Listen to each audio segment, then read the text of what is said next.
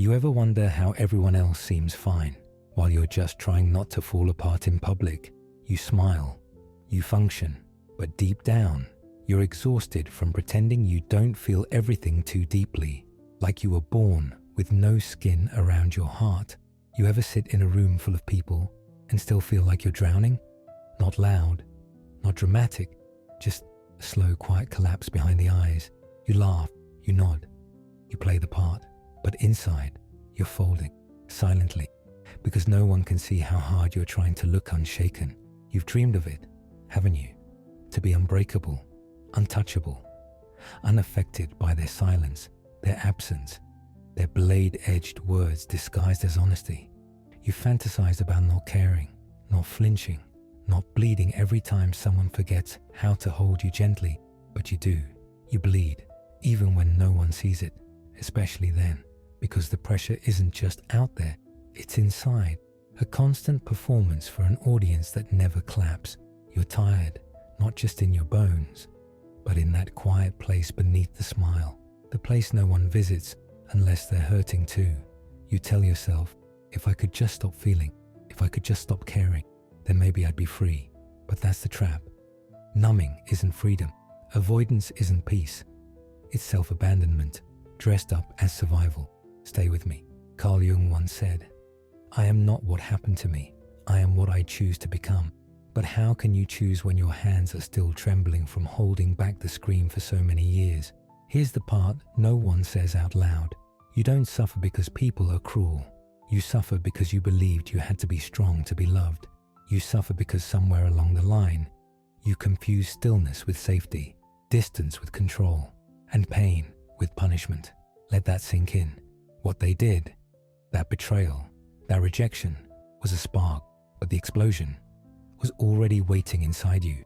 Old wounds disguised as personality traits, unmet needs you learned to call independence, loneliness you wrapped in logic. You didn't grow cold, you grew careful. You didn't become distant, you became a curator of who gets to see the real you. And maybe no one ever really has. Let's go deeper. The truth is, you've been trying to master a world you were never meant to control. You thought if you could be perfect enough, quiet enough, strong enough, then maybe you wouldn't be abandoned again. But Jung would call this the shadow, the parts of you you buried to be accepted, the child who still weeps behind your adult mask. And until you face that part, until you hold it without flinching, you'll keep living as a reaction to pain you never deserved but kept making your identity. This isn't weakness. This is being human in a world that doesn't wait for healing. And if you're here, reading this, feeling this, it means you're already waking up, not to the world, but to yourself. You've suffered enough in silence. Let it be the start, not of armor, but of integration, not numbness, but awareness. You don't need to become untouchable. You just need to become whole, and wholeness has room for the bleeding. You're still trying to be good enough, smart enough, strong enough, understanding enough, as if that guarantees that no one will hurt you. But pain doesn't ask if you've done everything right. It arrives anyway, because control is a beautiful illusion. And the more tightly you grip it, the more it slips through your fingers. You live in tension, hypervigilant, trying to predict the next betrayal before it happens, trying to avoid the next loss before it hits you. But all that effort, it's not saving you, it's exhausting you. You ask, how do I stop suffering? The answer isn't more protection, it's less resistance, not more control, more awareness. Because as long as you believe that they need to change so you can feel peace, you are not free. You're still a puppet on the strings of someone else's behavior.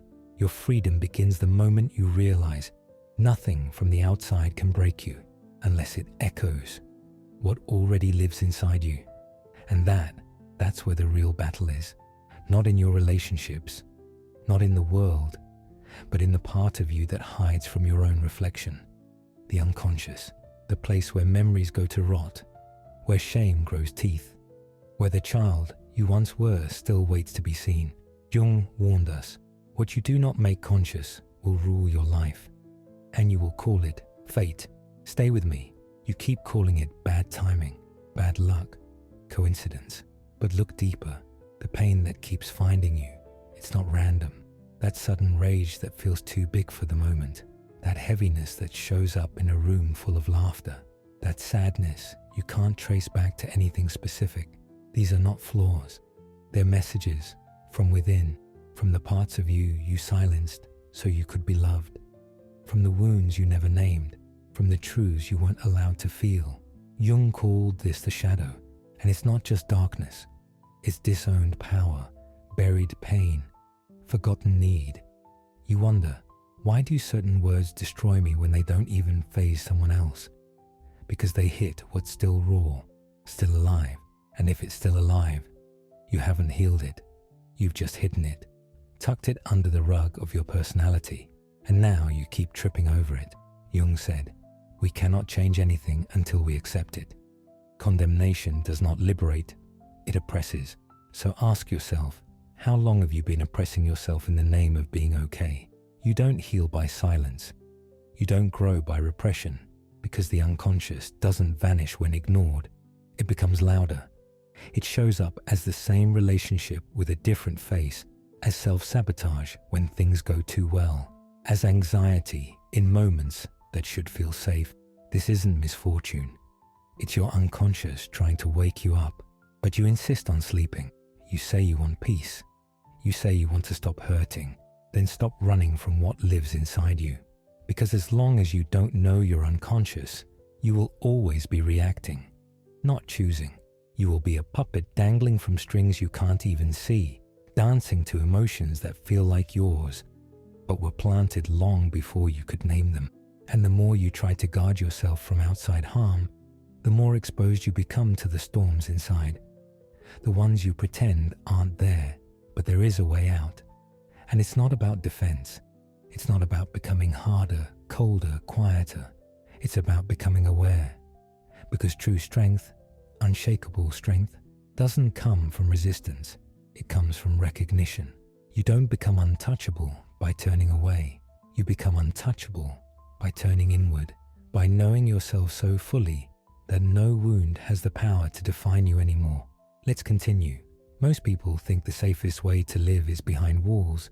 They call it boundaries, but really, it's fear dressed up as wisdom. So they build silence around their heart. They wear sarcasm like armor, and they tell themselves, I don't care anymore. Nothing gets to me. I'm over it. But inside, they are still bleeding, still corroding from the feelings they were never taught how to hold. Because the problem was never that you felt too much. The problem was that you didn't understand what you were feeling or why. And that happens to those who do not yet know themselves. Jung once said, know all the theories, master all the techniques, but when touching a human soul, be just another human soul, and the soul you've buried under perfection and detachment and cold composure is still in there, still waiting to be seen, to be heard. Emotional strength has nothing to do with pretending you're fine. It's not about ignoring pain, avoiding conflict, or pretending you're above it all. It's about integration. It's about bringing your broken parts into the light, holding them, not judging them. You don't become unshakable by shutting out the world. You become unshakable when you realize no one can break what you've already made peace with. When you sit with your shadow, your fears, your flaws, your shame, they lose their grip. You stop reacting. You start observing. You begin choosing. And that is what real freedom tastes like. Jung called this individuation, the process of becoming not what the world wants, not what your parents expected, not what your trauma molded, but who you are when both light and shadow are allowed to exist in the same breath. Individuation is not perfection. It is not improvement. It is wholeness. You don't need to become better. You need to become real. Here's the secret no one told you. The more you run from pain, the more it chases you. The more you try not to feel, the more fragile you become. But when you turn toward it, when you face the wound, hold it, let it breathe, it stops defining you. Because nothing outside you can dismantle what you've already accepted within. But this path, it requires courage. Not the loud kind, Not the kind that screams, the quiet kind, the kind that whispers, "Feel this," even if it hurts, especially if it hurts, because somewhere in that pain is the key. Not a curse, a doorway. And in the next part, we'll step through it. Because suffering, when seen clearly, isn't the enemy. It's the invitation you've been avoiding. Let's dive deeper. And this time, without fear. You learned to hate pain before you could spell your name. They told you, don't cry, be strong, shake it off, get over it. So you did. You ran, you numbed. You buried it all under performance and politeness. But pain doesn't vanish when you ignore it. It just waits, it morphs. And when it comes back, it wears new faces. Anxiety, irritability, boredom, self-destruction with no clear cause. You don't even know why. You just feel hollow, like something is trying to speak through you, but you've forgotten the language. Because ignored pain doesn't disappear. It digs tunnels, quietly, patiently, until one day everything collapses under the weight of what you never let yourself feel. Jung didn't see pain as a failure. He saw it as a message, the language of the soul. He said, depression is like a lady in black. If she appears, don't shoo her away. Invite her in, offer her coffee, and listen. But you don't listen. You scroll, you binge, you stay busy, you fake the laugh, you power through. But somewhere in that silence, a question waits. What is this pain trying to tell you? Suffering isn't your enemy. It's the signal that you're still split. There's a part of you that's aching to evolve, and another clinging to comfort, to familiarity, to the illusion of control. This friction is the birthplace of pain, because change hurts, growth hurts, letting go hurts, letting go of stories you've told yourself, letting go of who you had to be to survive. It's a mourning, an internal death, but in that ruin, a rebirth. When the image you try to protect finally crumbles, you meet the part of you that never needed protecting in the first place, without the armor, without the applause, without the lies. And in that moment, suffering becomes sacred, because it brings you to your knees in front of the only one who can set you free. You. Jung understood this. Suffering is not dysfunction. It is initiation. It is not the end. It is the threshold. But most people don't make it across. They turn back. They call it healing after one good week, but not you. If you're still here, you're not here to surface. You're here to dive. And in the next part, we step into the crossing itself, the descent into the dark that leads, not to despair, but to liberation. Individuation is the process of becoming who you are, but to do that, you must first unbecome what we're told to be. And that hurts deeper than any breakup, because you begin to see how much of your identity was built on fear. Fear of not being enough, fear of being alone, fear of disappointing them. You are not your accolades. You are not your trauma. You are not the version of yourself you created to feel worthy of love. All of that was survival. But surviving is not the same as living. Individuation is the soul's whisper. There's more. It's the unconscious shoving everything you've hidden in the basement to the surface. And it is not gentle. Jung wrote that to individuate, you must dissolve the persona, the mask you wear to function in society. And that means tearing off your own skin to find out what's real underneath. This is how you become untouchable. Not by becoming numb, not by building walls, but because you've already faced the fire. You've already looked into the eyes of your shame, your neediness, your rage, and said, I see you, and you no longer decide who I am. That is clarity. That is power. Not the kind that seeks applause, but the kind that doesn't need it. You stop chasing love. You stop winning arguments. You stop pretending, because you know who you are, and no one can take that away from you. Real emotional armor is not a shield. It is a spine. It is the quiet, steady weight of knowing your shadows and walking forward anyway. You still feel pain, but it doesn't define you anymore. You still get hurt, but you don't vanish inside of it, because somewhere along the way, you stopped reacting. and started remembering who you are. You began moving differently, less noise, more presence, not at the surface, but at the root, and roots don't grow where it's crowded. This depth, this grounded stillness, comes with a cost. Not drama, not tragedy, but a soft, slow distance, loneliness, not because you are unloved, but because few have chosen to meet themselves. You start to see how many people are still wearing masks so tight they forget there's a face underneath. You try to stay close, you try to hold on, but the deeper you go, the harder it is to explain what can only be felt. So you let go, not from pride, not from superiority, but because you've outgrown the rooms you once used to shrink inside. Stay with me. This is where the path sharpens. This is where consciousness becomes your compass. Not strength, not resistance, but awareness. Crystal clear, because clarity is the only shield that doesn't rust. And now that you've made it this far, there's something you need to hear. No external armor will protect if you keep falling asleep to what's happening inside. The words will still cut. The losses will still ache. The betrayals will still sting. Until you wake up, not once, but again and again. Awakening isn't a moment. It's a daily decision to meet yourself in the mirror without flinching, to feel the ache without turning it into a war, to take full responsibility for what lives inside you, even when it hurts, even when it was never your fault. Carl Jung said, "What you resist persists, but what you accept transforms." And you've been resisting your whole life.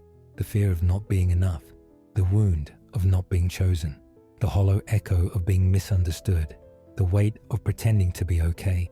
So you hid, you overperformed, you tried to perfect your way out of pain, but perfection is a mask with no air behind it. And now, you're tired, not from life, but from the performance. But listen closely. True emotional immunity doesn't come from becoming hard. It comes from becoming whole, not from armoring up, but from softening into yourself so fully that nothing on the outside can shake what's already rooted within. Because once you understand your own patterns, your own wounds, your own storm, other people stop having power over your weather. You still feel, but you don't drown. You still break, but you don't scatter. And that changes everything. You don't protect yourself by avoiding life. You protect yourself by going deeper into it. The surface gets rocked by every wave, but beneath that, in the quiet, there is power, there is peace, and that is where you're going. When you begin to live from that space, not pretending, not performing, but simply being, the world can still try to strike you, but it doesn't know where to hit anymore. Because what was once a wound is now a scar, and a scar is proof you survived. If this felt like truth wrapped in silence, type below, "I see myself now." Let's begin a quiet movement, not of people pretending to be strong, but of people finally choosing to be whole. And don't stop here. The next video is part of this same unfolding. Real transformation doesn't happen at the first glimpse of light. It happens when you choose to keep walking through the dark. I'll meet you there.